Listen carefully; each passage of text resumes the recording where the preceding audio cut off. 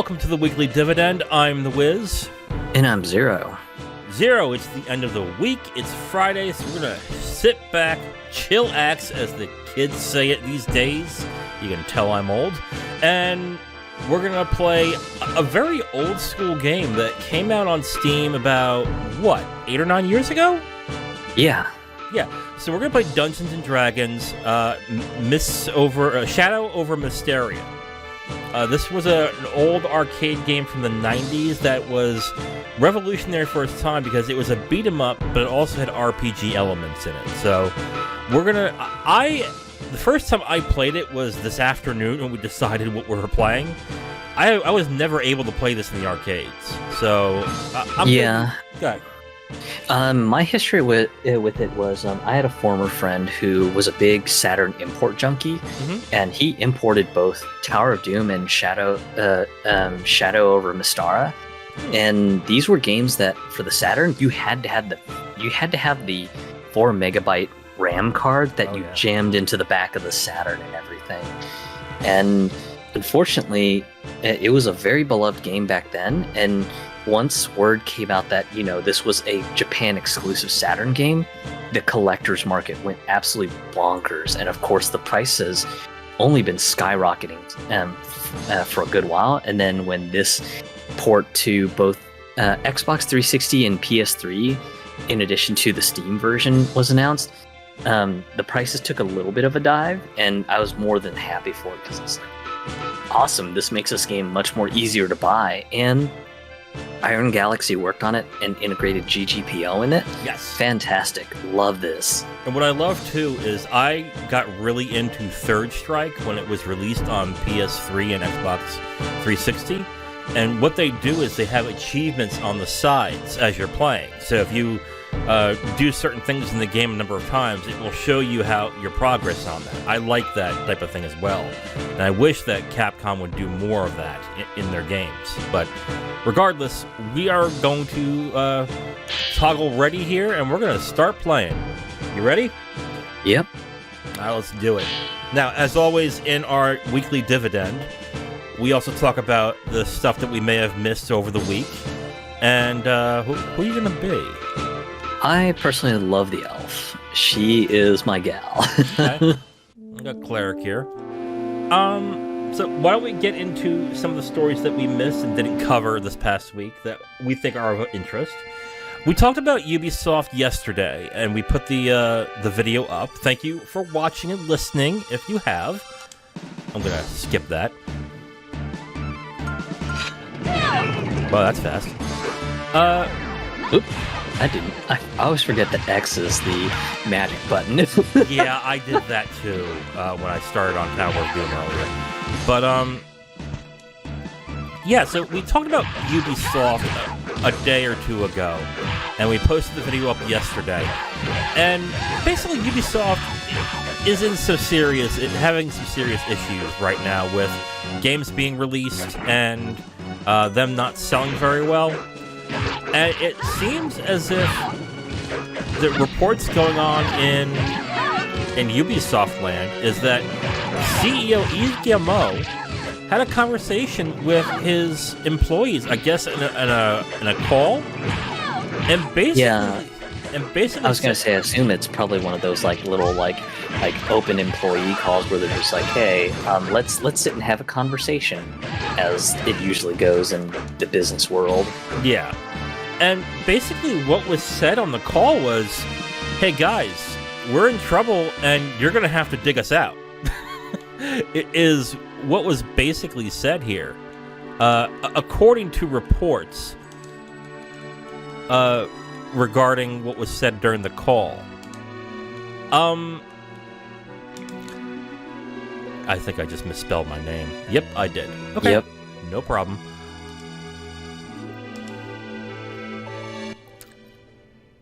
But yeah, you were talking about what Yves Guillemot was saying on the call. Right. Well, basically, he basically was saying that it's up to you guys to bring us out of this hole that we are in. Which, I gotta tell you, if I'm a guy who is working at Ubisoft, or a gal, or whatever, and you're working at Ubisoft right now, that's not inspiring a lot of confidence that they have a good idea as to what's going on. Now, to be fair to Guillermo, he might be saying something along the lines of, the games that you make and the hard work you do will bring us out of this funk that we're in right now. And that might be what he's saying, but that's not what's being reported right now. What's being reported is basically he's saying, hey guys, help, help, help, is essentially what's... Did you accidentally press that again? Yep. No, I meant to, because that owlbear was about to get me. Okay.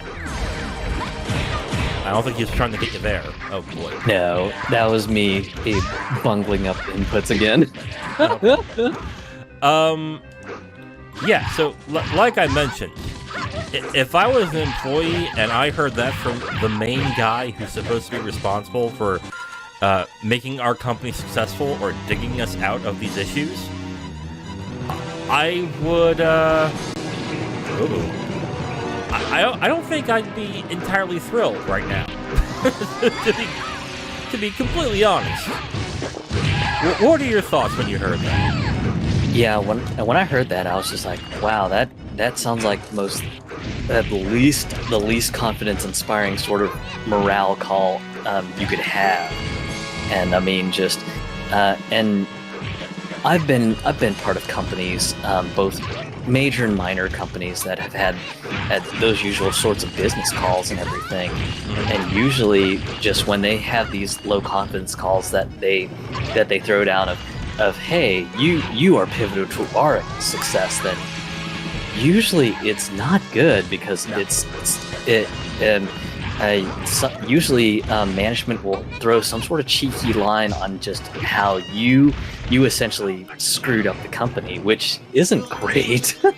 Oh, I pressed the button on accident too. God damn it.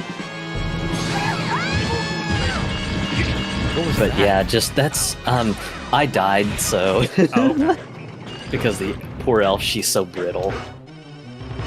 But yeah, just usually when you have those kind of calls and all with management, it's never good, because it's usually just, hey, you are responsible for our future. But at the same time, management will usually throw some sort of dig to say, hey, also, P.S., it was your fault that we got here in the first place, and totally not owning up on the responsibility of, hey, did you know that we also may have fucked up too? Yeah, the only reasons why they would say that we're relying on you, and it's you who will bring us up, and you who, or the ones I loved when I was working in corporations, you make this a team, and you are what inspires our success, is essentially PR speak to, essentially not get them in trouble or not have to deal with any kind of problems, or there are serious issues happening, and and instead of coming up with a plan, his plan is basically to, hey guys, it's all on you, bye.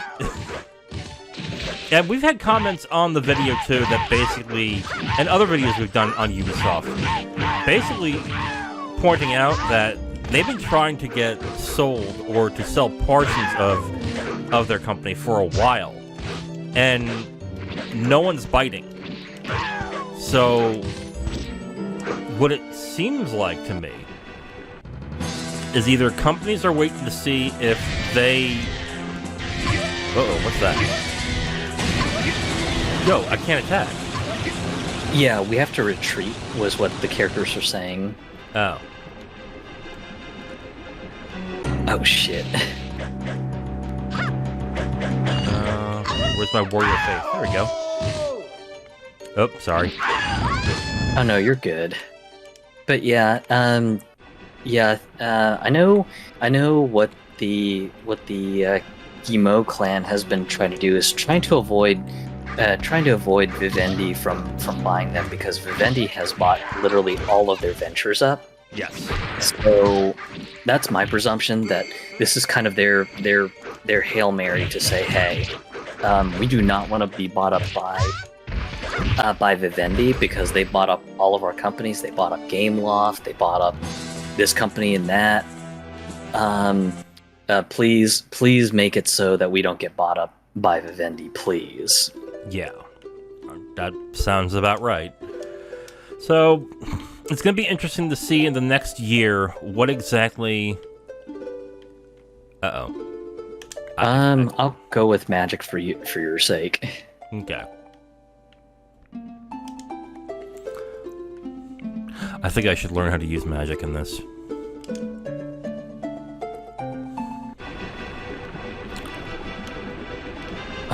I don't know which path to go.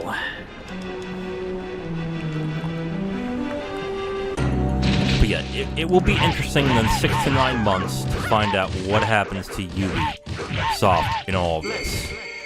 I just did the wrong one again.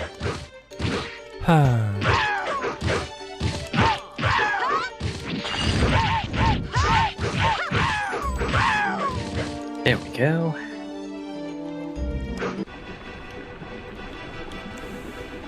But yeah, overall, just we'll see if Ubi can pull themselves out of the hole, or if they're just going to just continue to bungle things by trying to get on the trends way too late. When everyone else has just jumped away from whatever trend has been the meta, and everything. Because I know their big announcement from our news piece earlier this week was hey, we're going to focus on our mega brands, and it's just like okay, well, you might have wanted to focus on the mega brands much sooner, instead of doing it when now you're saying, hey, everyone's focused on mega brands now. Hey, how do you do the magic stuff on Y? Y is to switch your magic, and then X is to deploy it. Oh, okay. Okay, good to know. Yeah. I should be probably healing you then, huh? Yeah, I mean, if not, there's unlimited continue, so that's not really a big deal. Yeah, who needs skill, right? Oh. Oh, come on, no, stop. Okay, well, we're out of the boat sequence anyhow. Okay.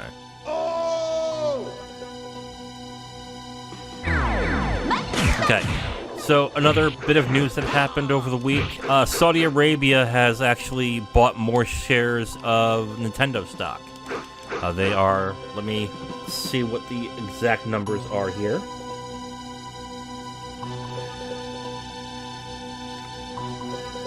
Okay, they increased their stake to about 6%. Uh-oh, what happened? Oof, I meant to hit attack.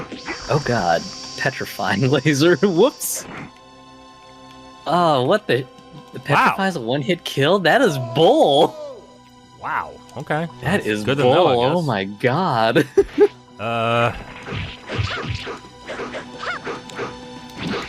So yeah, Saudi Arabia has now put more money into Nintendo. That does not give them a controlling stake. It doesn't give them any kind of power. Yeah, I think it was barely like 6%. Yeah.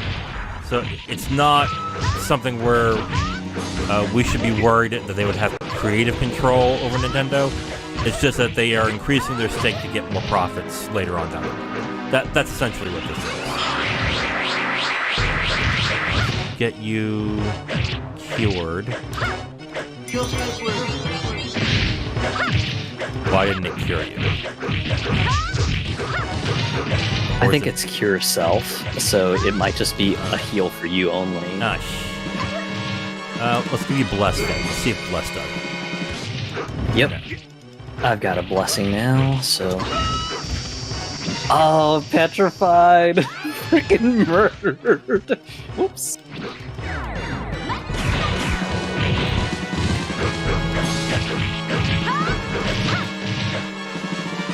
Let's give you striking.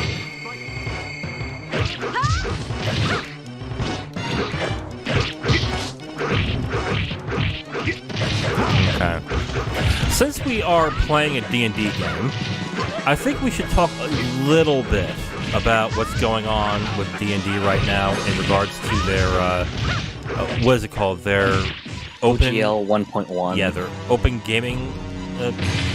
it's basically a license to where people can use D&D without having to go through Wizards of the Coast to actually make games or modules or whatever that you need to.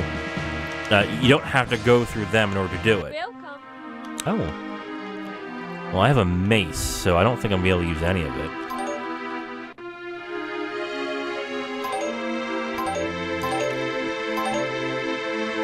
I got a hammer. I am broke. Okay. Yeah, so I will have to just wait until you are done shopping. Yeah, I think I'm done. So, in the beginning of the week, something leaked where it looks like that Wizards of the Coast is going to change their OGL to where if you are to use Dungeons and Dragons in any way, including the property, the characters, or even the game itself, the underlying systems. Yeah. That at any time, Wizards of the Coast can take your modules, take your stuff, use it on their own, and they do not have to give you any kind of recompense for it. They didn't have to do anything for you. They can just take it full sale, and there is no legal recourse for you. Yeah, and I think they also got they got access to all of your royalties and everything. Right, and you have to. Go ahead. Yeah, I was gonna say, it was like they got everything with they got your IP in perpetuity. Yes. To boot. Right, Which, and then that floored me. Yeah, and then you would also have to give them part of your profits as well, if you've made a certain amount of money. So popular modules and people who make content for it, like Critical Role, would then have to be in some sort of business relationship with Wizards of the Coast, where whatever they make on there, they're entitled to a portion of their profits. Oh, I died. I shouted and they fell down.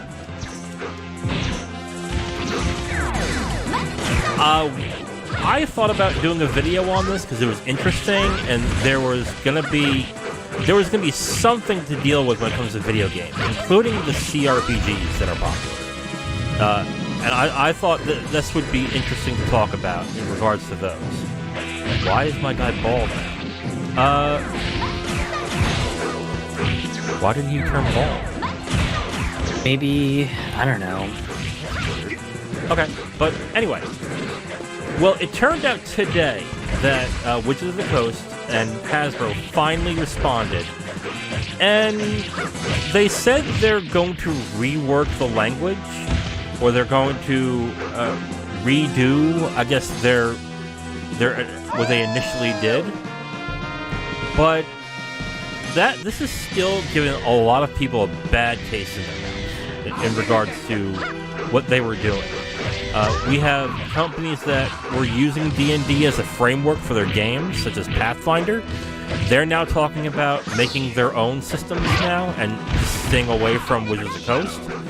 There are other Pathfinder has a bit of an interesting history. So, Pathfinder was a bunch of former Wizards of the Coast employees that ended up leaving. So they're their own system. They're not based in D&D. They're inspired by it, but yeah, just they were definitely not a D&D derivative.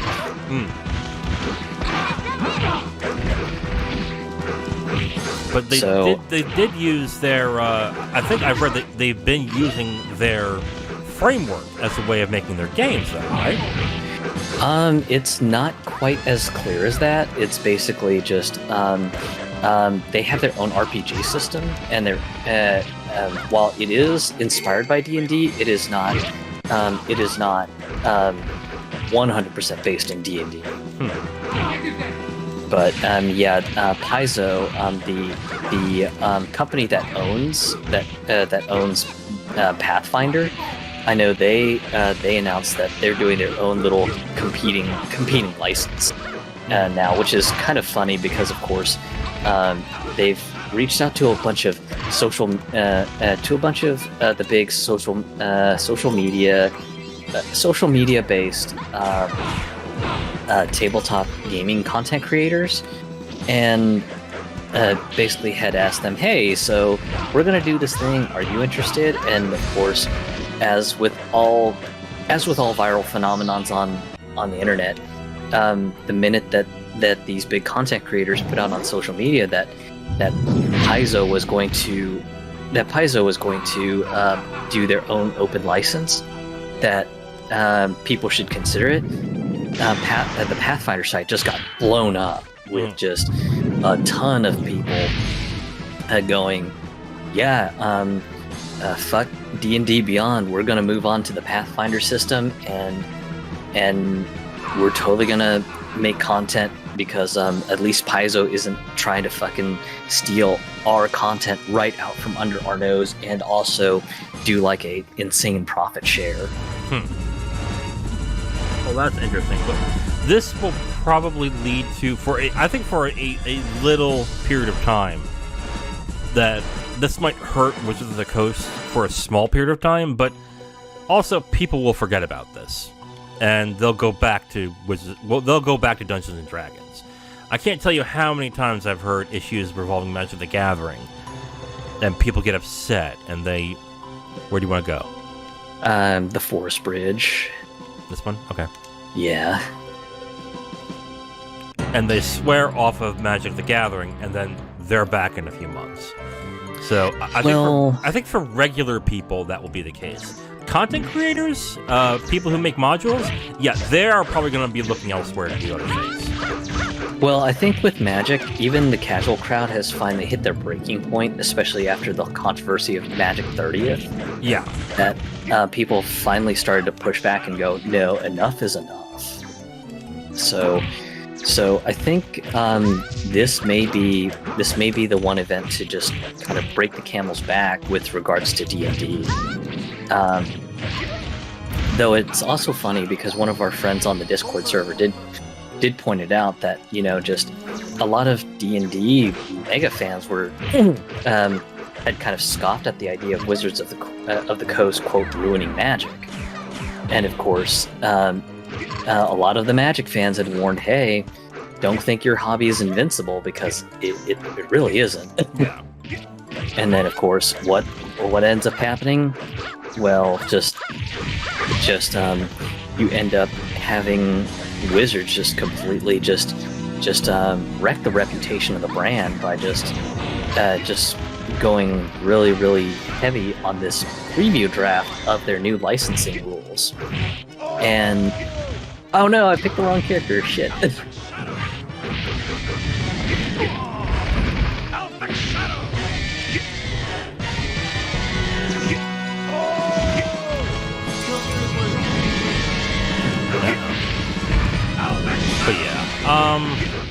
it's going to be interesting to see what happens with Wizards of the Coast. I know they've also canceled a numerous amount of... They've canceled 4 or 5 unannounced games as of recently. Yeah. And I think they've also reduced their budget for games as well, too. So anyone who is wondering if there's going to be any more games based on the D&D universe, it's definitely not going to happen. So especially with oh no, disconnected. What? Oh no, what happened? Yeah, I'm getting a wish of players. You must be... Why am I disconnected from Steam? Unless Steam just had an outage. Oh no. I'm gonna pause. Oh, I can't pause. Still technically online. Ugh. Okay.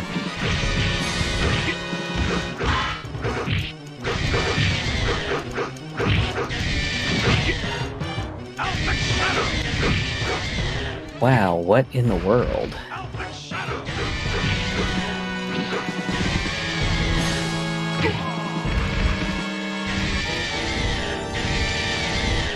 Should I keep continuing, or?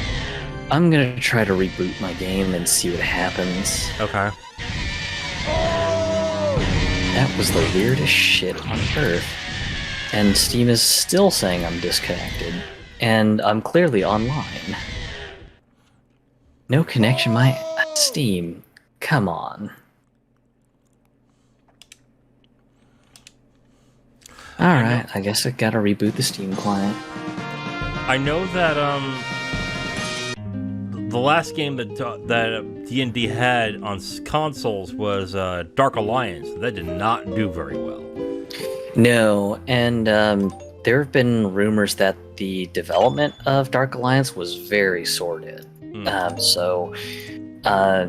I unfortunately do not have any direct sources to verify that, so keep what I say as speculation at best. But yeah, just I've heard from the rumor mill that supposedly the development of the Dark Alliance reboot was not good and was fraught with its own problems. And unfortunately, that's a bit sad to hear, because I know a lot of people have made a lot of more memories on the original Dark Alliance back on PS2. So to hear that the Dark Alliance reboot just kind of was something that just ended up being a bit of a disaster is really, really sad. No, definitely. Wow. Apparently, I guess Steam is having some sort of connection issue, because I cannot connect to the Steam network, so I guess you're on your own. Oh, no. Okay. Well, I will continue playing, I guess.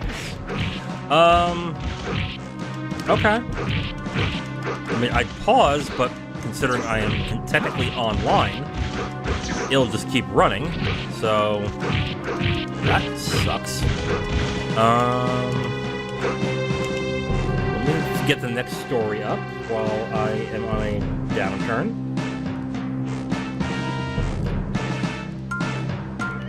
Yeah, I get it, dude.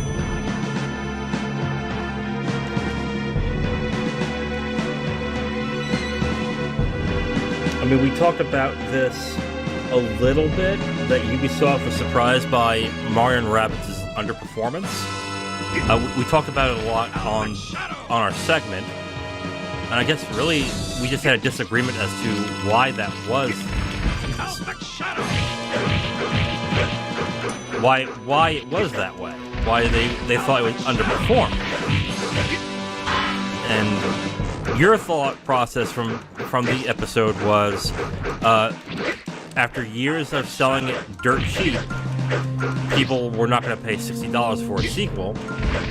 Well, no, not just the previous Rabbids game, but just Ubisoft games in general. Just Ubisoft ends up doing dramatic price slashing just within 1, 2, or 3 months of a major game's release. And of course, just my thought is, if you value your games as being quality premium experiences, you try to keep the price high to emphasize that. You don't kind of cut the legs off of your game sales by saying, oh well, it's not selling fast enough for us.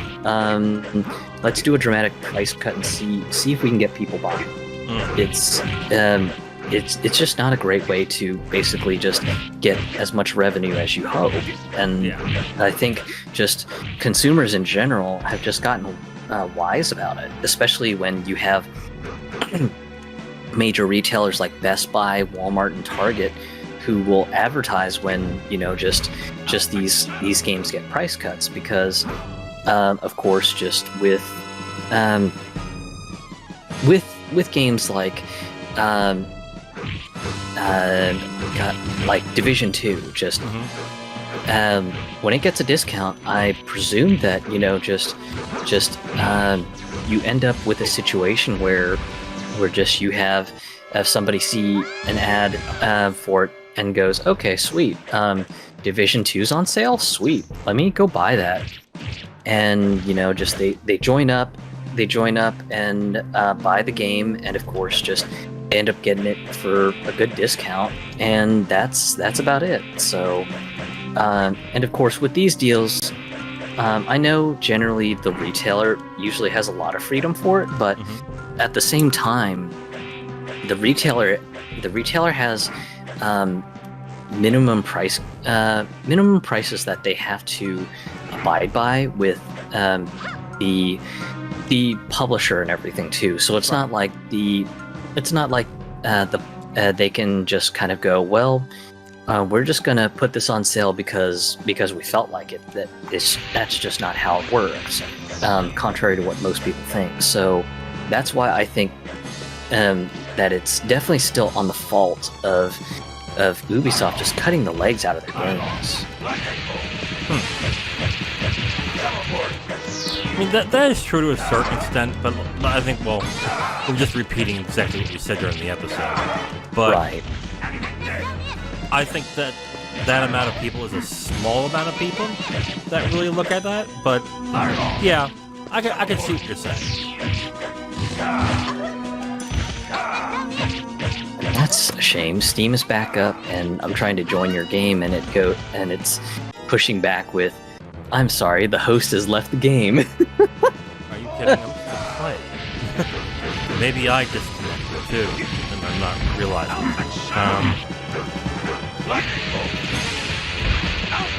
I'm going to the Lich right now. There we go. I beat the Lich.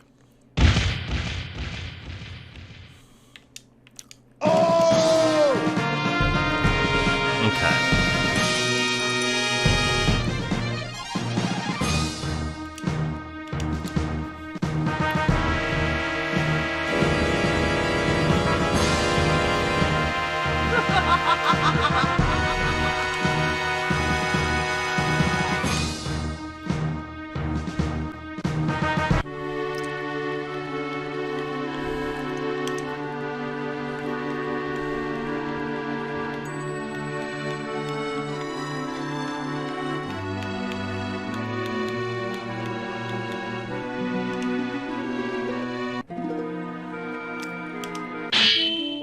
Okay. Oh, it won't let me save. Alright, well, nothing I can do. Oof. I mean, what I've done is saved, but the game itself is not, so... Okay. No biggie. But yeah, just all in all, it'll just be really interesting to see how this mega brand thing for Ubisoft goes, and the whole employees, you are the stewards of our future talk that they got today or yesterday. I forget exactly when that discussion for Ubisoft's internal employees went. So Yeah. we will see, especially since just the like you mentioned on the Wednesday show, just they haven't really been doing great with their new IPs. Just a lot of them have just kind of dropped off as duds, even though they may have like a cool concept or something. It's just been kind of one of those things. It's just like, ooh, yikes! Just you had something great, and it sort of just dropped off like a dud. Yeah. Yeah, we will see what goes on with Ubisoft at this point. Next story. Xbox and Bethesda Developer Direct was confirmed for January 25th. First off, when we talked about this when it was announced, terrible name, by the way. Just really bad name. Come up with something better. But other than that, I mean, I guess they're expected to show Redfall. What else are they expected to show on this, or have they not announced that? I think Turn 10 is supposed to be there, so the presumption is that there's going to be some Forza Motorsport reboot stuff. Mm-hmm. So for anyone who's really craving the Forza Motorsport stuff, that will probably be there for you as well. So for me, as someone who quite likes Forza, I'm definitely going to be very, very curious about it. Did you get the invite? Yes, I did. Okay. But are we expecting Starfield to be there? if Starfield is going to be there, then I presume it's probably going to be something like, hey, check this out. Here's another preview build with substantially more gameplay. At least that's my thought on the matter. Ugh, we got startled over. Well, I think it's going off of your file because it's showing that you'll be starting at level 12.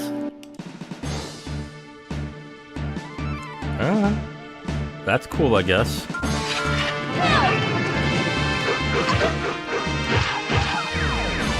There we go.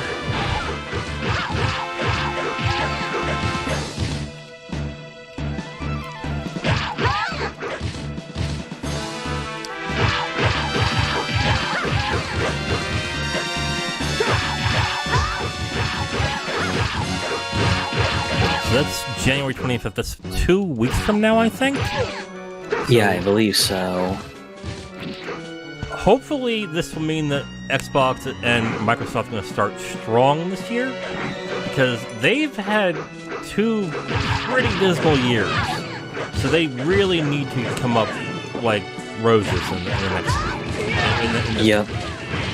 Because if there is a question as to whether the quality of these games are not running very well or are not being shown very well, they're going to have more problems coming up. And that's going to rely on Starfield to just carry the entire burden, which I don't think Starfield can do. So we will see what happens with that. And we'll find a new story. It's got the name prompt. Oh, Jesus. Alright, whatever. Okay. Done.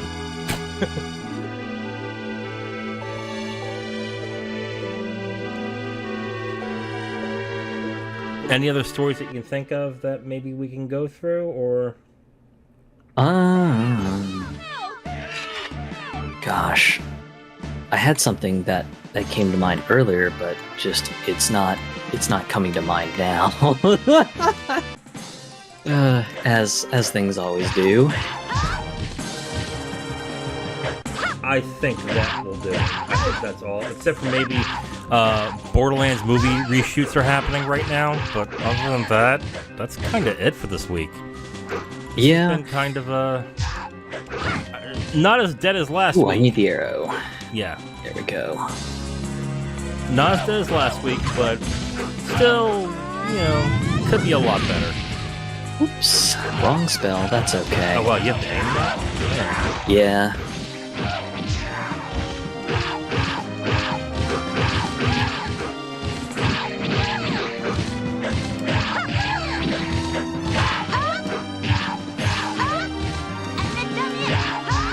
There we go.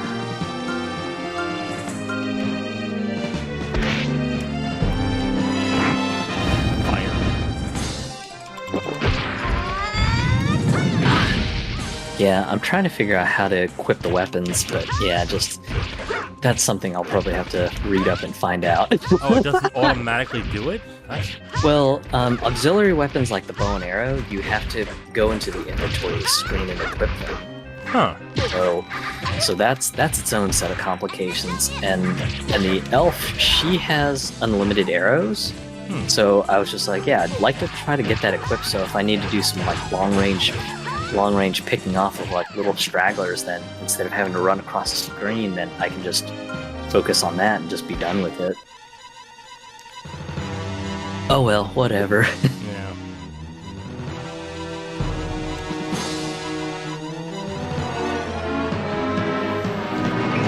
So, what other... Whoa, I didn't know I could do that.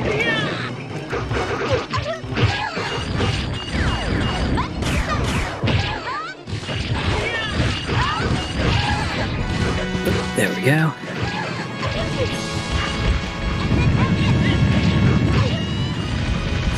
Oof. There we go.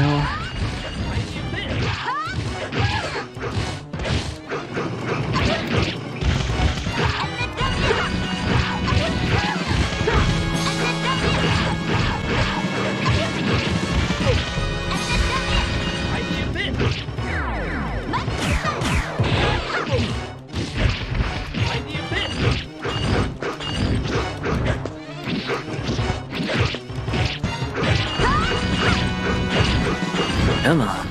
So did this game actually save your data? Or what exactly? I think it saves the host data, so I mean, like, your character gets saved, but I don't think any people who join up your lobby has their data saved or anything. Well, I was talking when this was in arcades. Yeah, I think in the arcades it had a password system, so if you died, you got like a little proprietary password to save your character, but I'm not 100% sure. It's been many years since I think this came out to arcades in 94 or 95.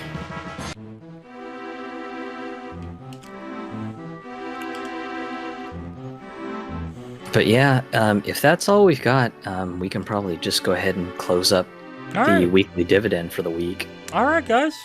That's it. That's it for the weekly dividend.